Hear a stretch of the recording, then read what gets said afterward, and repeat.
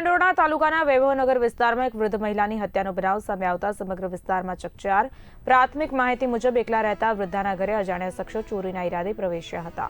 આ દરમિયાન વૃદ્ધા જાગી જતા તેમની ગળે ફાંસો આપી હત્યા કરી ચોરી કરીને આરોપીઓ ફરાર થઈ ગયા હોવાનું અનુમાન વ્યક્ત કરાયું છે। સાથે જ મૃતકની ઓળખ લીલાબેન તરીકે થઈ છે, જે વૈભવનગરમાં સરપંચ રમેશના ભાભી હોવાનું સામે આવ્યું છે। ઘટનાના પગલે વિસ્તારમાં શોક અને ભયનો માહોલ સર્જાયો। મૃતદેહને પોસ્ટમોર્ટમ માટે રાજકોટ ફોરેન્સિક હોસ્પિટલ ખાતે ખસેડવામાં આવ્યો। સમગ્ર બાબતે આગળની વધુ તપાસ હાથ ધરાઈ। ભાવેશભાઈ અજુડિયા, રાજકોટ રહું છું।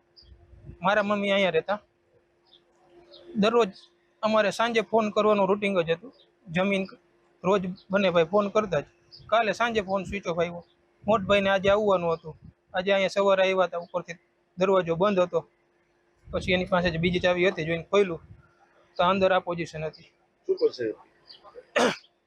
બારી સાથે બાંધેલા હતા અને કબાટની અંદર બધું વેરવિખેર હતું, તોડી નાખેલું હતું। શું તમને લાગે? શું હવે તો આ પોલીસ બધું ચેક કરે છે, કોણ છે શું છે।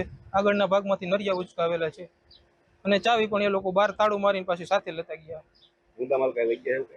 હજી મને તો હું તો રાજકોટ થયો કઈ ખ્યાલ નથી અંદર શું થયું છે। હું અંદર ગયો પણ નથી। આમ તમને શું લાગે છે? હત્યા કરી એવું લાગે છે? એ તો 100% હત્યા જ છે। હત્યા કરી એવું લાગે છે નહીં। શું તમારી માંગણી?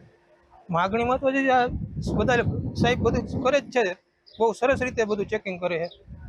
ડ્રાઈવરનું નામ શું? લીલાબેન જમનભાઈ અજુડિયા, ઉંમર? 65 વર્ષ। એકલા જ હતા ભાઈ? હા, એકલા જ।